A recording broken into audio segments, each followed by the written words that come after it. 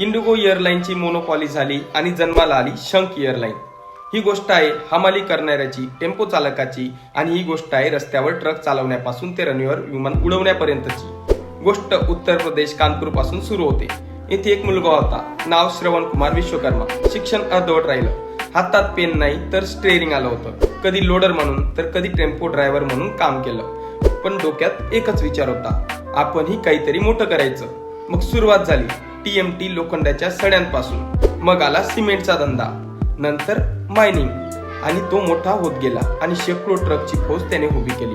आज हजारो लोकांचा रोजगार त्याच्यावर चालतोय। एक लोडर, एक ट्रक ड्रायव्हर आता सुरू करतोय उत्तर प्रदेशची पहिली होम ग्रोन एअरलाईन, म्हणजेच शंख एअरलाईन।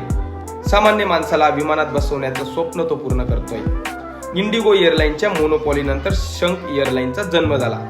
शंख एअरलाईन उड्डाणासाठी आता तयार झाली आहे। एखाद्या सिनेमाच्या स्टोरीलाही लाजवेल अशी ही लोडर, ड्रायव्हर आणि एअरलाईनच्या मालकची गोष्ट होती। म्हणून लक्षात ठेवा, आज तुम्ही कुठे आहात याने फरक पडत नाही, तर तुमच्यात उड्डाण घ्यायची किती हिंमत आहे याने फरक पडतो।